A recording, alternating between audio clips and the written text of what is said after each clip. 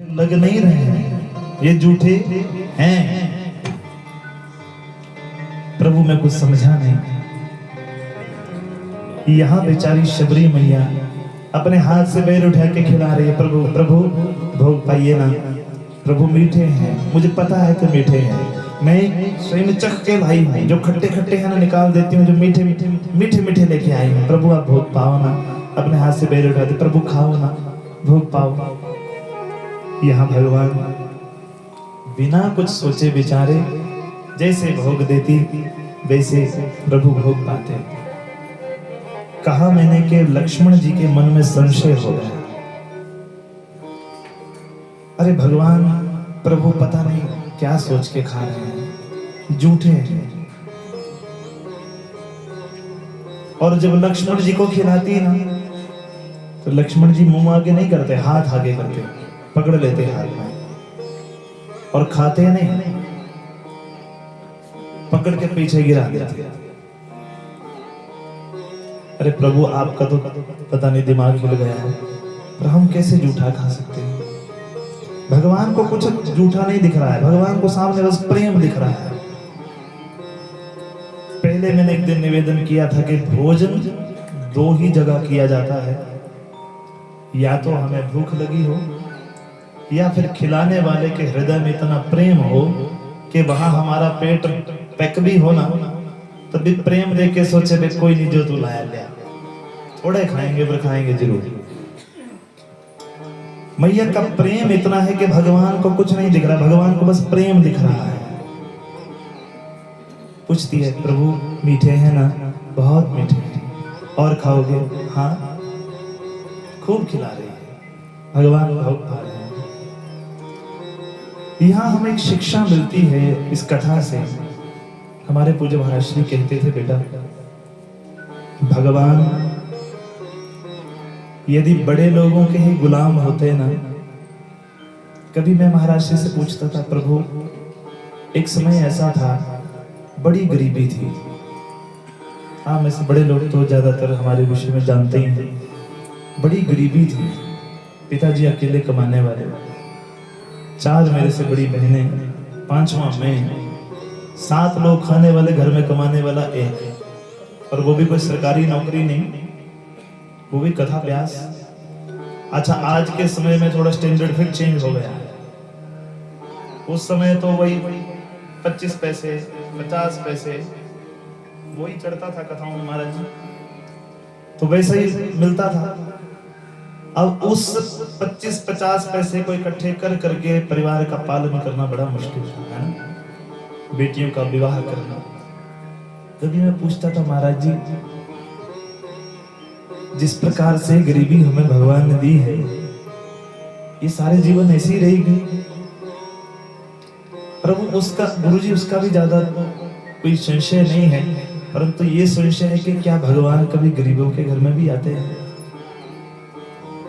गुरुदेव हमेशा कहा करते, बेटा अगर भगवान बड़े लोगों के ही गुलाम होते हैं ना, तो शबरी के जूठे बैर खाने नहीं आते।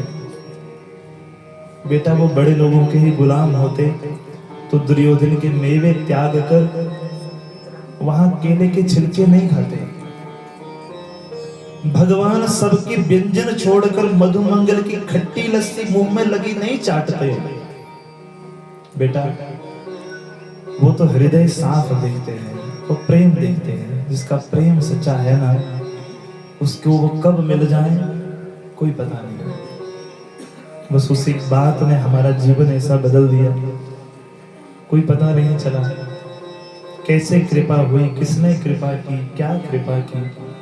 आज आप स्थिति देखें तो भगवान की कृपा से एक एक दिन बड़ी मुश्किल से मांग के घर जाना पड़ता है, एक एक दिन। कथा से पूर्व हमारे भैया रोज, अब इसके विषय में कुछ पूछना होता, आज मैसेज करते तो पता नहीं 6ठे दिन जाके रिप्लाई मिलता, कुछ पूछना होता। वो भगवान की कृपा है। बोलो जय श्री राम। यहाँ मां ने दर्शन किया, चरणों में गिर पड़ी, भोग लगाया।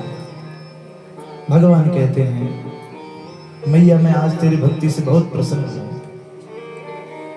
जो मांगना चाहती है मांगे। मां ने दर्शन करो वरदान में अपने स्वार्थ के लिए कुछ नहीं मांगा।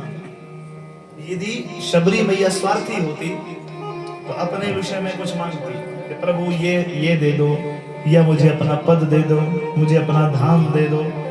जो परोपकारी होता है ना, वो मरते मरते भी परोपकारी करता है। जिस प्रकार से सरोवर भले ही साफ हो भले ही गंदा, अपना जल स्वयं धारण न करके परोपकार में बांटता रहता है।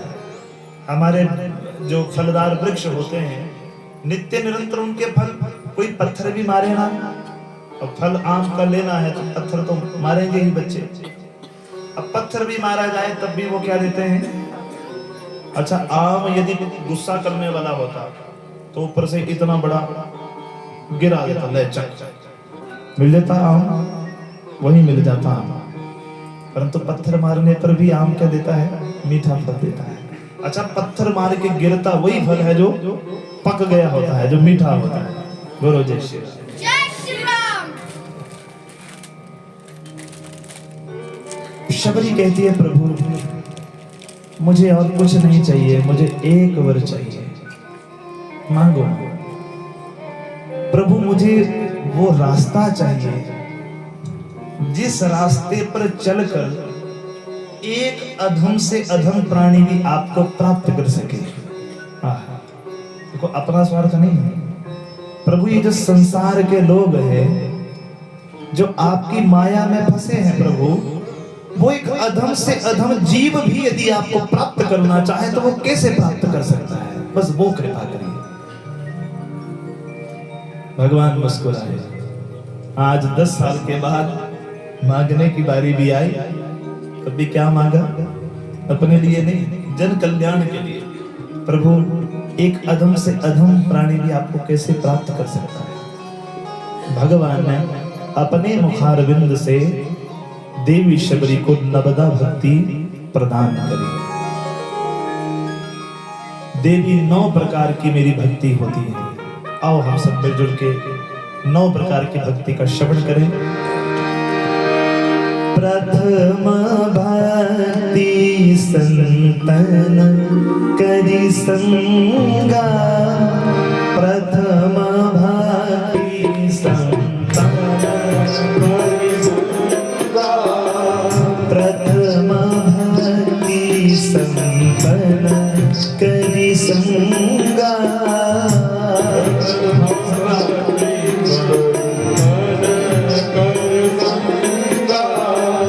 दूसरीरत मम कथा प्रसंगा,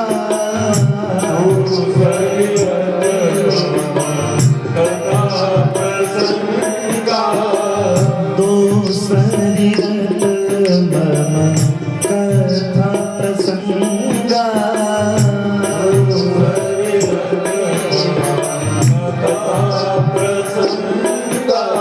गुरुपद पंकज सेवा तीसरी भक्ति अमा, चौथी भक्ति मम गुण कर निपट तजिगा, मंत्र जाप मम दृढ़ विश्वासा, मंत्र जाप मम दृढ़ विश्वासा, पंचम भजन जो वेद प्रकाशा, पंचम भजन जो वेद प्रकाशा, शततम शील विरति बहुकर्मा,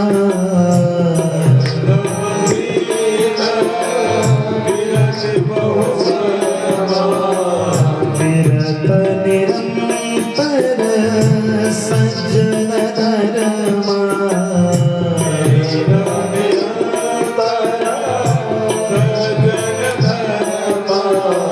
सातम सम मोहि मय जग देखा,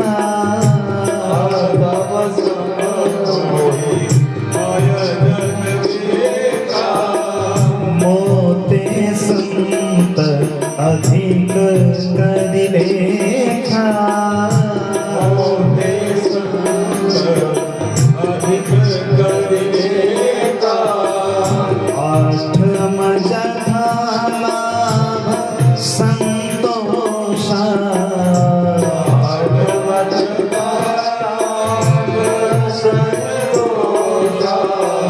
सपने हो नहीं देखई पर दोषा,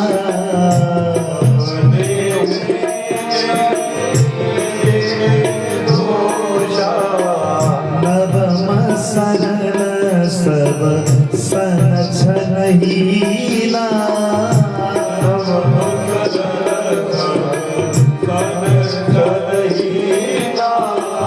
मम भरोस हिय हर्षन दीना,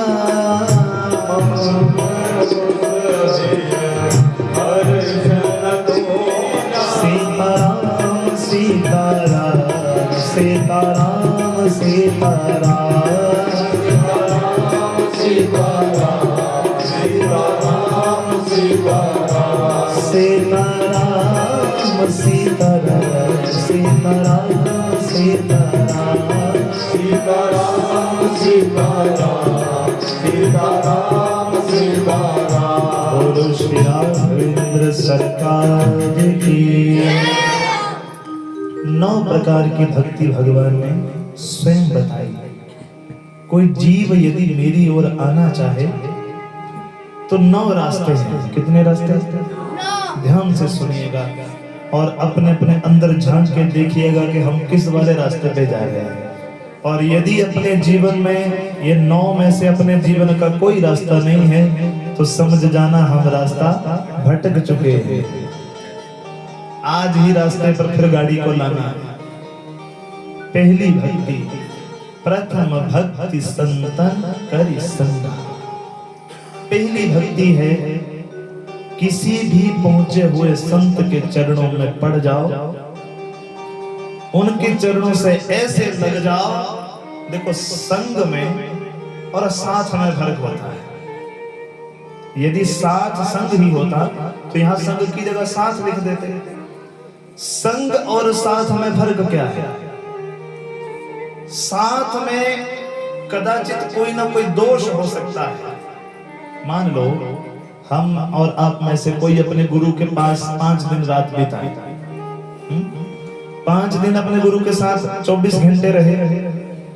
5 दिन साथ में रहने के बाद नैकट्य दोष उत्पन्न हो जाता है। नैकट्य दोष मतलब 5 दिन में लगता है मेरे और गुरु में क्या फर्क है, वैसे वो जगते हैं वैसे हम, वैसे वो सोते हैं वैसे लोग बोलते हैं गुरु जी पता नहीं कितनी भक्ति करते हैं तो कुछ करते ही नहीं, जैसे वो सोते हैं वैसे हम सोते हैं। नैकट्य दोष लगता है जब साथ रहा जाए। पर यहाँ साथ नहीं बोला, क्या बोला? संग। अच्छा, यदि साथ रहने तक ही संबंध होता तो जब हमारे गुरु संसार से चले जाए तब तो हमारी भक्ति खत्म हो गई। साथ नहीं कहा। संग का अर्थ होता है हमारा गुरु जहां भी रहे, जिस स्थिति में रहे, हमें जो बताया गया है उस मार्ग पर चलने को संग कहा जाता है। नित्य निरंतर 24 घंटे याद रहे कि जिस संत ने हमें जो उपदेश किया है वही उसी उपदेश पर हमें चलना है। उसी उपदेश पर चलते हुए हमने अपने जीवन को बिताना है। ये संग कहते हैं। तो प्रथम भक्ति संतन करि संगा। यदि किसी संत का संग जीवन में हो गया तो समझो जीवन सफल हो गया। आपने थोड़ी देर पहले सुना ना, जयंत को यदि नारद जी ना मिलते तो जीवन खत्म हो गया। जब संत मिले तो समझो जीवन का उद्धार हो गया। ये पहली भक्ति है।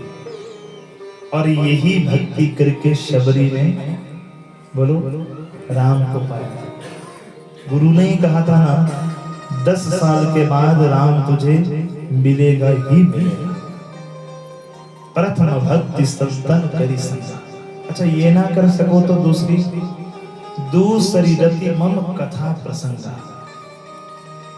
जहां पता चले ना कि कथा चल रही है वहां इनविटेशन कार्ड की चिंता नहीं करते। महाराज हमें तो कार्ड नहीं आया है, कैसे जाए, हमें तो बुलावा नहीं दिया है। जहां प्रभु कहते हैं कि पता चल जाए कि मेरी कथा का गुणगान हो रहा है, 100 काम छोड़कर कथा सुनने के लिए जाओ। जब चाहे आपका जीवन जितना मर्जी व्यस्त क्यों ना हो, अपने जीवन में से बाकी कार्यों को कुछ आगे पीछे करके जब पता लग रहा है, मुझे बड़ी प्रसन्नता होती है इस बात की कि इस कथा में जो पहले दिन आया है वो फिर रोज ही आया। बोलो जय श्री राम। यहाँ बैठकर मैं सबके चेहरे देखता हूँ, जो पहले दिन आया वो फिर रोज ही आया। उनको ये भाव समझ आ गया कि हमारे जीवन का मुख्य उद्देश्य तो भगवान है, हमारा मुख्य उद्देश्य तो भगवान की कथा है। बाकी काम 4 बजे के बाद भी हो जाएगा, 12 बजे से पहले भी हो जाएगा। तो दूसरी भक्ति है, जब कथा में जाए तो कथा में भगवान के चरणों में प्रीति मानकर कथा का श्रवण करना, ये दूसरी भक्ति है। कथा में जाकर यदि कोई हास्य की बात चले तो हंसो, रोने की बात चले तो रोना, इसी कोई भावुक भक्त कहते हैं। दूसरी रति मम कथा प्रसन्न। तीसरी भक्ति, गुरुपद पंकज सेवा करई कपट तजी अमान। तीसरी भक्ति है अपने गुरु की सेवा करना। देखो, एक कहा संतन संगा, उनके बताए मार्ग पे चलना। एक यदि आपको सौभाग्य मिल जाए अपने गुरु जी की सेवा करने का, तो वो सबसे बड़ा सौभाग्य। जब भी गुरु महाराज मिले, संत मिले, तो उनकी सेवा करिए। ये कौन सी नंबर की भक्ति? पर ये कहा कि जब अपने गुरु की या किसी संत की सेवा की जाए तो कहा गुरुपद पंकज सेवा, तीसरी भक्ति अमान। अपने अंदर का जो ये अभिमान हिलोरे ले रहा है, उसको खत्म करके गुरु जी के दरबार में जाया जाए। फिर भले हम क्लास 1 ऑफिसर ही क्यों ना हो, अपना ये जो दिमाग में बिठाया है ना अहंकार, हम तो बहुत बड़े आदमी हैं, इसको गेट के बाहर ही छोड़ना पड़ता है। जो घड़ा भर के जाता है वो कुछ नहीं पाता है, जो खाली जाए वो भर के आता है। तीसरी भक्ति। चौथी भक्ति का, चौथी भक्ति मम गुण गण करई कपट तजिगा। देवी चौथी भक्ति मेरी है, नित्य निरंतर मेरे नाम का गुणगान करता रहे। नित्य निरंतर राम राम सिया राम जय श्री राम, कुछ ना कुछ राम राम राम राम जपता रहे। पर कैसे जपे? कपट त्याग कर। राम इसलिए नहीं बोलना है कि 4 लोगों को पता चले कि हम बहुत बड़े भक्त हैं। राम इसलिए बोलना है कि जिसको सुनाना है उसको पता चले कि प्रभु हम आपके भक्त हैं। ये कौन सी नंबर की भक्ति? चौथी। पांचवी भक्ति बताई, मंत्र जाप मम दृढ़ विश्वासा, पंचम भजन सो वेद प्रकाशा। ऐसी माला झोली लेकर जब भी समय मिले तो अपने समय को टीवी देखकर, यहाँ वहां गप्पे मारकर अपने समय को बर्बाद करने से अच्छा है जब भी घर का काम खत्म हो जाए तो बढ़िया अपना माली झोली लेकर भगवान का नित्य निरंतर जप किया जाए। जपात सिद्धि, शास्त्र कहता है जितना ज्यादा जप होगा उस जप का प्रभाव हमारे अंदर ये होगा, एक दिन स्थिति ऐसी आ जाएगी जो स्थिति का आप सब दर्शन कर रहे हैं, जो दूसरा आपसे चाहता है आप उसको वैसे ही प्रदान कर देंगे। ये कब होता है? जपात सिद्धि। निरंतर जो जप में चला हुआ है ना, उसके शरीर का स्पर्श करने मात्र से भी हजारों बीमारियां ठीक हो जाती हैं, इसमें कोई संशय नहीं है। नित्य जप में रहे, पर कौन सा जप? अपनी मर्जी का कोई मंत्र उठा के नहीं, या किसी आपको ऐसे व्यक्ति ने मंत्र दे दिया है जप करने का जो हमारे वेदों शास्त्रों के अनुकूल है ही नहीं, उसको नहीं कहा मंत्र जाप मम दृढ़ विश्वास। जप में पहले तो विश्वास हो, और पंचम भजन सो वेद प्रकाशा, वो वाले मंत्र जो हमारे वेदों पुराणों में कहे गए हैं, उन मंत्रों का नित्य जप करें, दृढ़ विश्वास रखें कि इस मंत्र से मेरे प्रभु एक दिन जरूर आएंगे। पांचवी भक्ति, छठी भक्ति, छठ दमशील विरति बहु कर्म। छठी भक्ति है दम, मैंने अपनी इंद्रियों का थोड़ा थोड़ा दमन करके, जहां पे हमारी इंद्रियां हमें ले जाना चाहती हैं वहां हम न जाएं, जहां हम अपनी इंद्रियों को ले जाना चाहते हैं इंद्रियां वहां जाएं। जो हमारी जीभा हमें खिलाना चाहती है वो हम ना खाएं, जो हम स्वयं खाना चाहते हैं वो जीभा स्वीकार करें। अपनी इंद्रियों को थोड़ा थोड़ा वश में कर शील स्वभाव हो जाए। एक उदाहरण दिया था मैंने आपको जल का।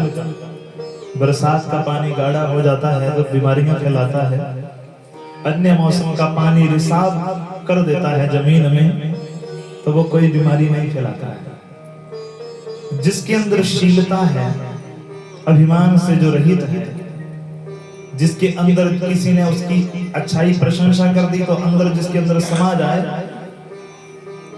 वो भगवान का भक्त है। और किसी ने दो चार बातें बोल दी, महाराज आप तो बड़े अच्छे हैं, बोलने की देर हुई और यहाँ लेवल बढ़ने लगा अंदर, तो ये जो लेवल है यही कई बार हमारे लिए घातक हो जाता है। शील स्वभाव हो और साथ में विरति बहुकर्मा, भगवान के लिए कुछ ना कुछ त्याग किया जाए। अच्छा, आप लोग 3 घंटे बैठते हो तो कितना त्याग करते हो? आप बोलो महाराज हमने तो कुछ नहीं किया। अगर घर में फ्री होते ना 3 घंटे तो या तो बड़ी आराम से 3 घंटे सोए होते, मजा आ गया, नींद पूरी हो गई, या वही 3 घंटे किसी से यहाँ वहां बैठ के धूप में गप्पे मारी होती, या वही 3 घंटे बैठ के कोई मूवी देखी होती, वही 3 घंटे कुछ ना कुछ काम किया होता। तो सब कामों को छोड़कर भगवान के चरणों में आए हैं तो ये भगवान के लिए अपना त्याग किया।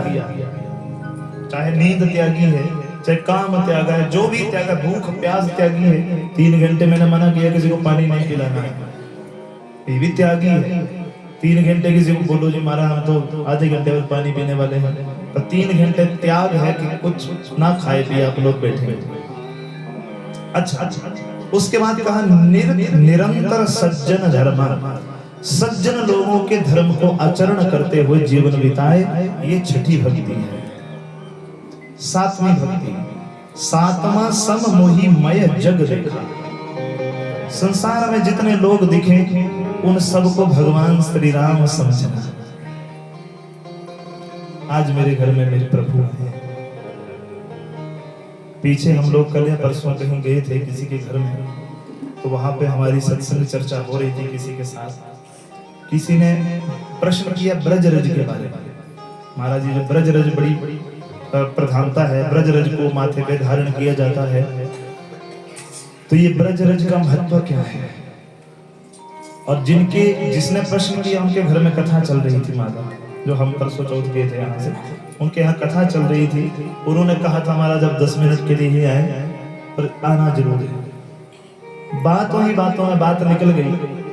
मैंने उनको कहा प्यारे, ये जो 7 दिन जितने लोग कथा सुनने के लिए आए हैं ना, भागवत की कथा, यदि तू ये सोचे कि ये सारे भगवान के रूप हैं, यदि तू ये सोचे कि ये सब लोग ही गोपियां और ग्वाले हैं भगवान के, तो तेरे आंगन की मिट्टी भी क्या बन गई?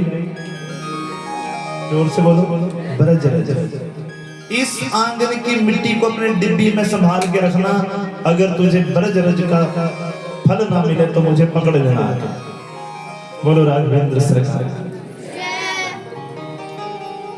तो जितने लोग कथा श्रवण के लिए आए हैं वो सब कौन हैं? वो सब मेरे राम हैं। किसी से कोई गलत व्यवहार गलती से भी ना हो जाए, वो सब भगवान के रूप आए हैं। सबके अंदर मुझे देखना भगवान कहते हैं। ये मेरी 7वीं भक्ति है।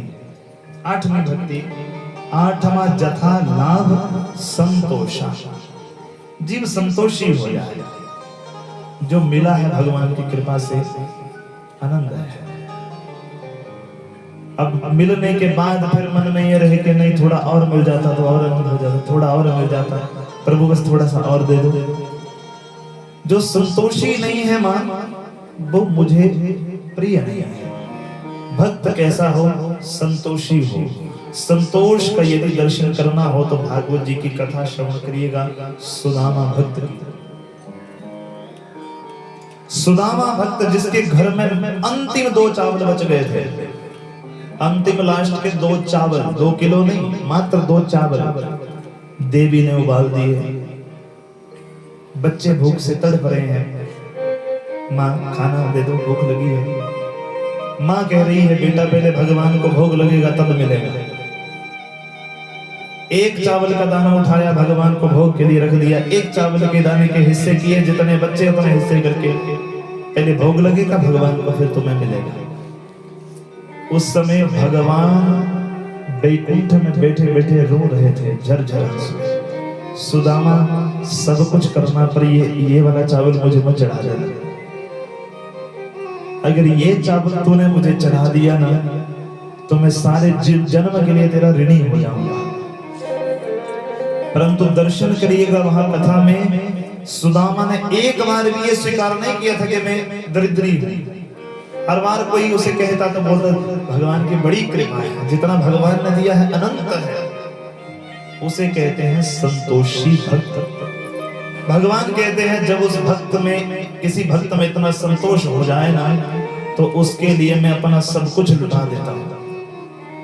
आपने कथा सुनी होगी, बाद में ऐसे ऐसे महल सुदामा को भगवान ने अर्पण कर दिए थे कि सुदामा अपने नगरी को ही नहीं पहचान पाए थे। यदि ये कथा आपने सुननी हो तो जिस चैनल पे रोज आप ये कथा सुन रहे हैं, जहां हमारी भागवत की कथा हुई है ना, अंतिम दिन हमने बड़ी भाव के साथ सुदामा जी की कथा गाई थी। वो भी उस चैनल में आपको यूट्यूब पे मिलेगा, इसे आप जरूर सुनिएगा। संतोष हो जाए।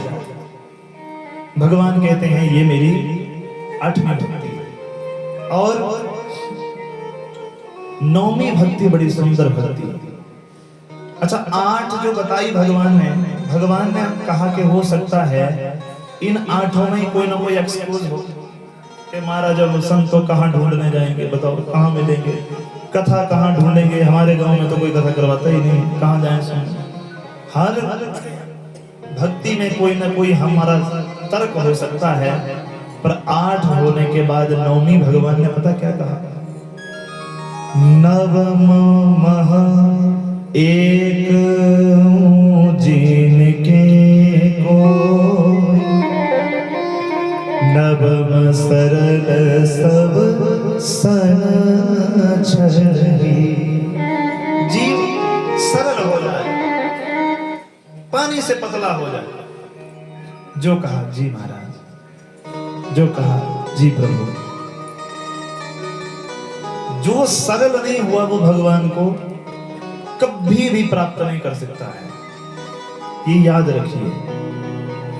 उम्र में मैं आप सबसे बड़ा छोटा हूं, पर हो सकता है आध्यात्मिक जगत का तजुर्बा मेरे पास ज्यादा है।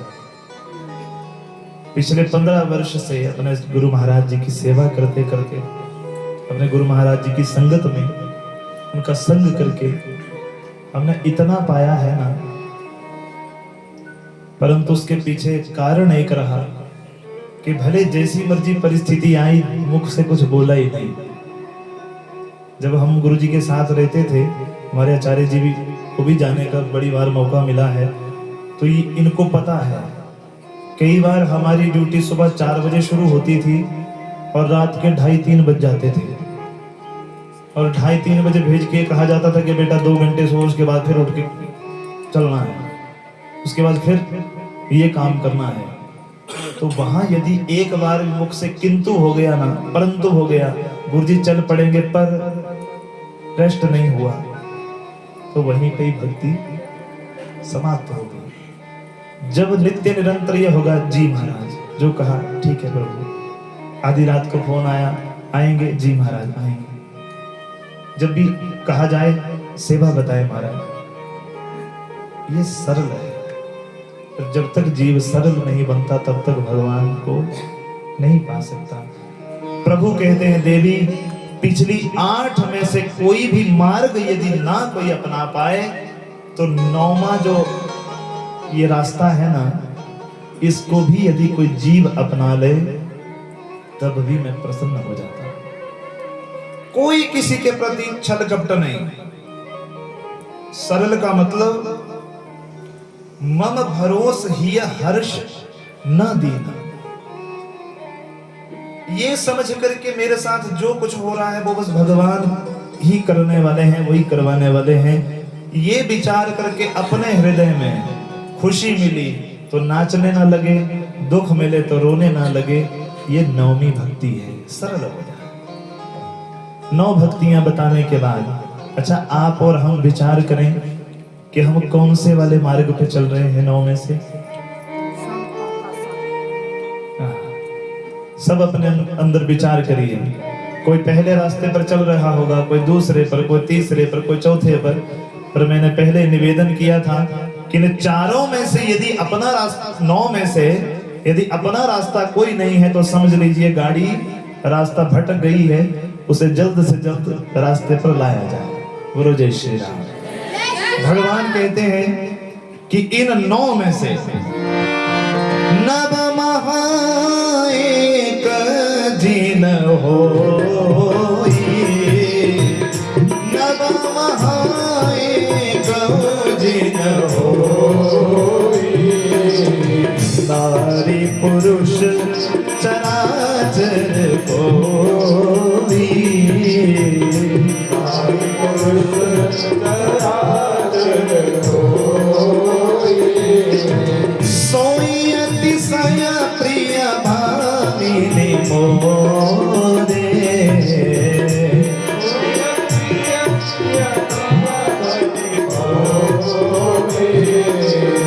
सकल प्रकार भक्ति दृढ़ तोरे, सकल प्रकार भक्ति दृढ़ तोरे। कहा मां इन 9 में से जो कोई एक को भी अपना ले मैं उसका गुलाम हो जाता हूं। और 9 में से एक भी रास्ता अपनाने पर जीव मुझे प्राप्त कर लेता है। नवदा भक्ति का मां को उपदेश किया। तुलसीदास जी लिखते हैं नवदा भक्ति को श्रवण करने के बाद योग अग्नि में शबरी मैया वहीं भस्म हो गई। मानो शरीर से निकलकर भगवान श्री राम के चरणों में ही लीन हो गई। भगवान आगे बढ़े। मां ने ही कहा था, शबरी मैया नहीं, प्रभु इससे आगे आप पंपा सरोवर की ओर बढ़िएगा। ऋषिमुख पर्वत के ऊपर आपको श्री सुग्रीव जी से भेंट होगी और उनकी भेंट, उनकी मित्रता होने के बाद ही आपके कार्य पूर्ण होंगे। प्रभु आगे बढ़े और जब पंपा सरोवर के पास पहुंचे, आगे चलकर ऋषिमुख पर्वत के पास जैसे पहुंचने लगे ना, ऊपर से सुग्रीव जी ने देखा नीचे कोई 2 राजकुमार आ रहे हैं। सुग्रीव सोचा बाली हमें यहाँ पे, जो सुग्रीव रहता था ना वो बाली के डर से छुप के रहता था इस पर्वत के ऊपर, क्योंकि इस पर्वत के ऊपर मतंग ऋषि का श्राप था बाली को कि जब तू यहाँ आएगा तो खत्म हो जाएगा, समाप्त हो जाएगा। सुग्रीव को चिंता हुई, हो सकता है ये 2 राजकुमार बाली ने भेजे हमें मारने के लिए। हनुमान जी को भेजा, आप जाएं और जाके ब्राह्मण वेश में 2 राजकुमारों का परीक्षण करें ये कौन आए हैं। बस ये अंतिम प्रसंग, उसके बाद कथा को विश्राम करेंगे। हनुमान जी गए। सोचिए आज परमात्मा के साथ जीवात्मा मिलने जा रही है। हनुमान जी एक ब्राह्मण का वेश धारण करके चले गए और ब्राह्मण का वेश धारण करने के बाद जब पहुंचे राम जी के पास, राम और लक्ष्मण को देखकर हनुमान जी कहते हैं, को तुम श्यामल गौर शरीरा, क्षत्रिय रूप फिर हो बनवीरा। प्रभु आप राजकुमार हैं कि तपस्वी हैं कि मुनि हैं कि साधु हैं, कौन है प्रभु, अपना पहचान बताइए। राम जी कहते हैं, कौशल देश दशरथ के जाए, हम पितु वचन मानी बनाए। कौशल्या के जाए हैं, अयोध्या से आए हैं, अपने पिताजी के वचन का निर्वहन करने के लिए जा रहे हैं। हनुमान जी और राम जी के बीच में बड़ा संवाद हुआ, ज्ञान की बातों को लेकर बड़ा तर्क हुआ। इतना तर्क देखने के बाद लक्ष्मण जी देखते हैं जो ब्राह्मण है, कोई अच्छा विद्वान है, किसी अच्छे गुरु का घड़ा हुआ चेला है। हनुमान जी मानो जान गए हो कि यही मेरे प्रभु श्री राम है, परंतु विश्वास पक्का नहीं हो रहा है कि क्या यही प्रभु है, क्या यही मेरे स्वामी है। जैसे ही भगवान की कृपा से माया का पर्दा हटा, हनुमान जी ने पहचाना, चरणों में गिरे पड़े, प्रभु तब माया बस फिर भुलाना,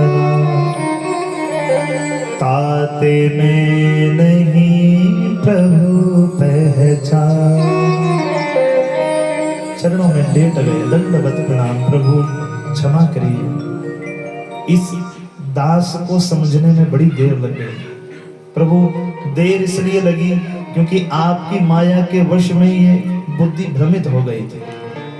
चरणों में गिर पड़ा, पूछा प्रभु मुझे तो देर लगी, आपने तो पहचान लिया होगा इस दास को, फिर भी आप मेरे साथ मुझे बताया नहीं, फिर भी मेरा परीक्षण करते रहे। राम जी कहते हैं हनुमान तुम तो मुझे भरत की तरह मेरे भाई हो, भरत ही सम भाई। हनुमान चालीसा में पढ़ते हैं, अरे हनुमान तुम तो मुझे अपने भरत की तरह हो। हृदय से लगाया प्रभु ने, हनुमान जी फूट फूट कर रोने लगे। आज मानो जीवात्मा को उसका सच्चा पति परमात्मा मिल गया। हनुमान जी पर्वत के ऊपर लेके गए, सुग्रीव और राम जी की आपस में मित्रता करवाई, दोनों को एक दूसरे की कथा सुनाई। प्रभु श्री राम अयोध्या से आए हैं, इतनी इनकी पत्नी का हरण हो गया है। सुग्रीव जी को बताया, सुग्रीव जी की कथा राम जी को कही, प्रभु इनका भाई बाली इनकी पत्नी का हरण करके ले गया है। सारा वृत्तांत सुनाने के बाद दोनों की मित्रता हुई। सामने अग्नि जलाकर भगवान ने वचन दिया, अग्नि को साक्षी मानकर कहता हूं मित्र, यदि तुझे मैंने अपना मित्र कहा है तो मित्र का क्या धर्म है, प्रत्येक पग के ऊपर ये मित्र अपना मित्र का धर्म निभाएगा, मैं तुझे वचन देता हूं। आप सब जानते हैं सुग्रीव जी की मित्रता होने के बाद भगवान ने बाली का उद्धार किया। तो सुग्रीव का भाई बाली था, ये सुग्रीव की पत्नी को इसके पीछे कारण हुआ था। एक बार एक राक्षस के आने से बाली उसको मारने के लिए दौड़ा, दौड़ते दौड़ते गुफा में चला गया। सुग्रीव को कहा तू बाहर 15 दिन तक खड़े रहना, यदि मैं 15 दिन में वापिस ना हूं तो चले जाना, समझना मैं मर गया। 1 महीना बीत गया सुग्रीव जी को बाहर खड़े खड़े, जब बाली नहीं आया सुग्रीव जी चले गए और देखा कि उसी गुफा के अंदर से रक्त की धारा बहती आ रही है। तो सुग्रीव जी चले गए, सब मंत्रीगण ने सर्व सहमति से सुग्रीव को राजा बना दिया। परंतु 1 महीने बाद बाली वापिस आ गया। अब ये सारा देखकर अपने भाई की जो पिटाई की, समझ गया तू तो चाहता ये था कि भाई अंदर मर जाए और हम आगे राजा बन जाएं। खूब पिटाई की, सब कुछ छीन लिया, उसकी पत्नी का भी हरण कर लिया और अपने भाई से डर के मारे ही सुग्रीव इस पर्वत के ऊपर रहता था। भगवान को जब सारा पता चला तो भगवान ने कहा सुग्रीव तुम जाओ, युद्ध के लिए ललकारो बाली को और हम तुम्हारे साथ चलकर बाली का वध करेंगे। सुग्रीव ने ललकारा। पहली बारी में आप सब लोग जानते हैं भगवान पहचान नहीं पाए, दोनों के एक ही चेहरे, जैसे बाली वैसे सुग्रीव। अब भगवान देखते रहे कि मारूं कि ना मारूं, मार दूं तो पता नहीं ऐसा ना हो बाली की जगह सुग्रीव ही मर जाए। यहाँ भगवान ने कुछ किया नहीं और वहां बाली ने खूब पिटाई की है। आज हमें ललकार रहा था, कहां से इतनी ताकत आ गई तेरे अंदर, खूब पिटाई हुई। पिटाई हुई, पिटाई होने के बाद आ गया भागकर, प्रभु आपने तो बड़ा गलत किया, आपके सहारे चला गया और जो मारा ना उसने मार मार के सारी हड्डी लग लग कर दी है। अब की बार भगवान ने सुग्रीव के गले में फूलों की माला डाल के भेजा, अब जाओ, अब जो होगा हम देखा जाएगा। अब की बात सुग्रीव जी गए, भगवान ने एक वृक्ष की ओट से बाण चलाया और बाली को जैसे बाण लगा, बाली धरती के ऊपर गिर गया। बाली कहता है, प्रभु धर्म है तू अब तरयो गोसाई, मारे हो मोहि व्याध के माही, मैं बैरी सुग्रीव प्यारा, अब गुण कवन मोहि नाथ मारा। लोग कहते हैं हम मर्यादा पुरुषोत्तम हैं, ये काहे की मर्यादा हुई? किसी को पीठ पीछे बाण चलाया जाता है क्या? छुपके किसी के ऊपर प्रहार किया जाता है क्या? प्रभु आज हम दोनों ही भाई हैं, एक बैरी हो गए और एक प्यारा हो गया। प्रभु किस कारण से आपने मुझे निर्दोष को मारा है, और मैंने आपका कौन सा ऐसा अपराध कर दिया था जो मुझे मारा? भगवान कहते हैं, बाली मारने का कारण यह है, शास्त्र कहता है, अनुज बधो भगनी सुत नारी, सोनू सठ कन्या सम ए चारी। मूर्ख,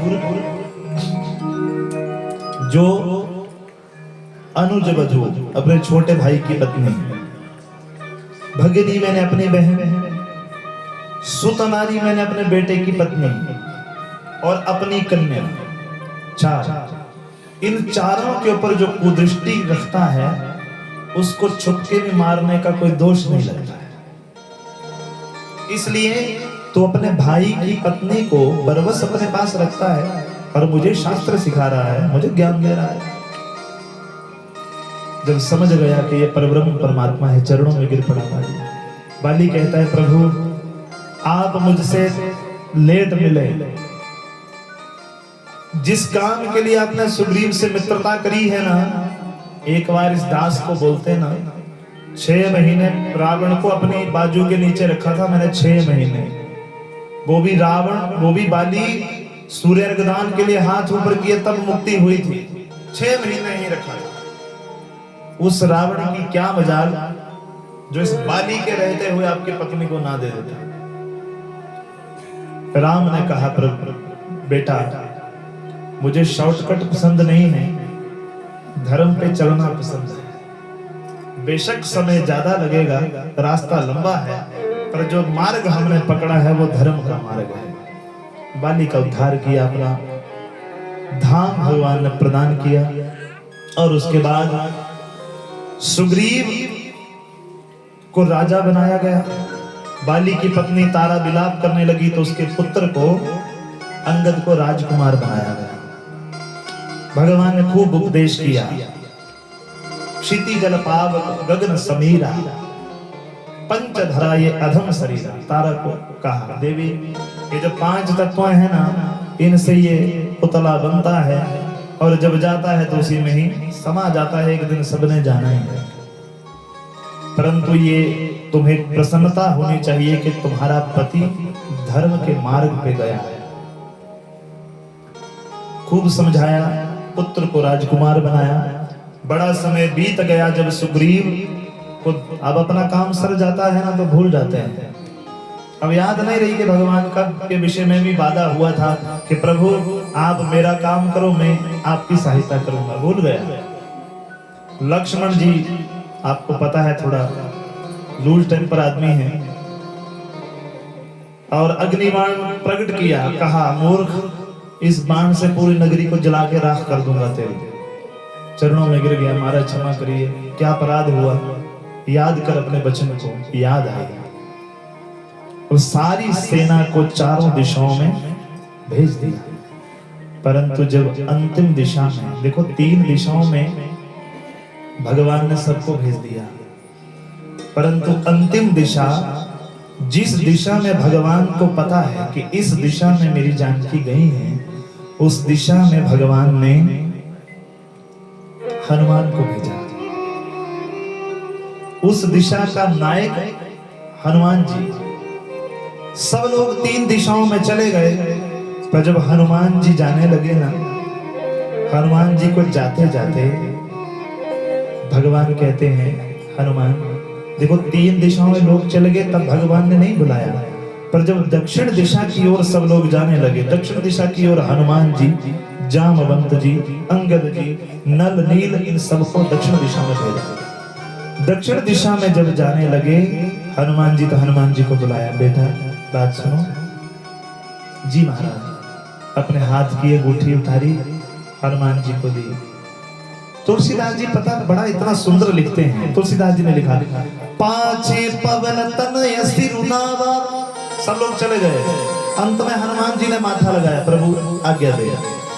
पाछे पवन तनय सिरुनावा, जाने का जब प्रभु निकट बुलावा। परसा शीस सरोरुह पानी, कर मुद्रिका दीनी जन जाने।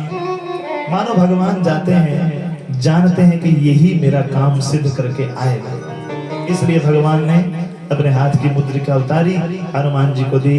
हनुमान जी कुशलता के साथ जाना और सिया की सुध लेके आना। सब लोग चल पड़े और सब लोग मां सीता की खोज के लिए निकले हैं।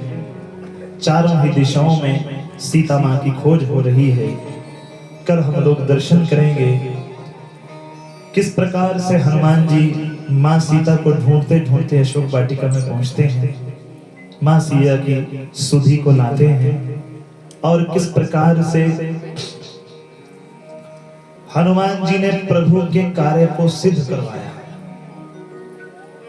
अब ये कह लो कि हनुमान ने सहायता करी, या ये कह लो कि प्रभु अपने भक्त को श्रेय देना चाहते हैं, उसे पूजनीय बनाना चाहते हैं, तो हर काम हनुमान को जिम्मेदारी सौंप रहे हैं, तू जा। अच्छा बताओ, जब लक्ष्मण जी को शक्ति लगी थी तो क्या राम जी ठीक नहीं कर सकते थे? लक्ष्मण जी को कर सकते थे। हनुमान जी को क्यों भेजा? हनुमान जी गए ना, उन्हीं हनुमान जी का पर्वत लाने के बाद सारी दुनिया ने गुणगान गाया। अपने भक्त को श्रेष्ठ बनाने के लिए, उसके यश को चारों ओर फैलाने के लिए प्रभु ने लीला करी, हर काम हनुमान को सौंपा, तू करेगा। कभी हमारे और आपके मन में ये भाव जागृत हो जाए, कभी इस बात का अभिमान आ जाए कि हम कर रहे हैं, तो याद रखिएगा ये हम और आप नहीं कर रहे हैं, वो हमसे करवा रहे हैं। आपसे वो कथा करवा रहे हैं, मेरे अंदर बैठ के कथा कह रहे हैं। अब बताओ इस मूढ़मती का क्या इतना साहस जो अपने राम का गुणगान करे? वो अंदर बैठ कर जब बैठा जाता है ना, कोई मंत्र नहीं आता, कोई तंत्र नहीं आता, बस इतना बोला जाता है, प्रभु आपकी गुण हम नहीं गा सकते, आप ही अंदर बैठ कर 3 घंटे बोल दीजिएगा, बड़ी कृपा होगी। बोलो जय श्री राम। इस प्रकार बड़ी सुंदर कथा। देखो रामचरितमानस की कथा तो इतनी सुंदर कथा है, प्रत्येक दिन की कथा में अगले दिन के लिए एक क्यूरियोसिटी हमारे अंदर रह जाती है कि कल क्या होगा, और कल की कथा सुनने का आनंद आ जाएगा।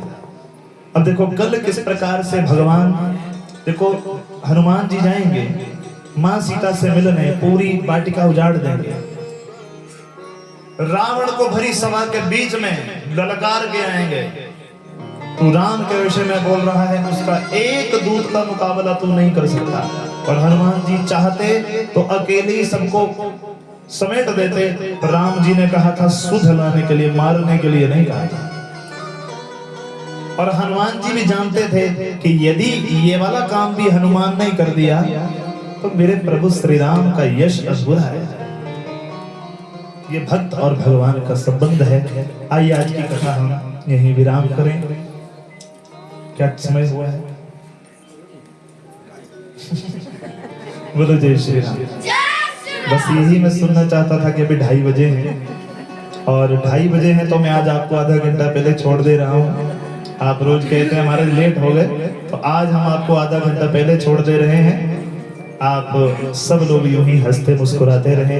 भगवान श्री राम की, प्रभु के आपके ऊपर ऐसी कृपा दृष्टि सदैव बनी रहे, यही मेरी मंगल कामना है। कल के लिए कुछ है जी, ठीक है, कल के लिए कुछ जरूरी सूचनाएं हैं।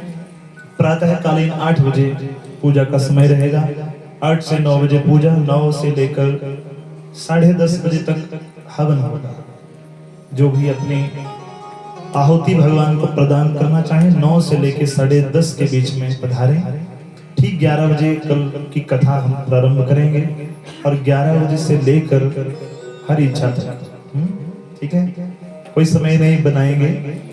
11 बजे शुरू कर देंगे और 11 बजे से लेकर जब तक मेरे प्रभु श्री राम कथा गाएंगे तब तक हम सब लोग बैठ के कथा सुनेंगे। फिर भले चाहे कल के रात के 8 बज जाएंगे। जय श्री राम। इतनी सी कथा भगवान के चरणों में आज की अर्पण करते हैं। आप सबका आज की कथा में पधारने पर बहुत बहुत धन्यवाद। आप सबके ऊपर भगवान की कृपा दृष्टि यूं ही बनी रहे, इसी मंगल कामना के साथ जय श्री राम, जय श्री राम।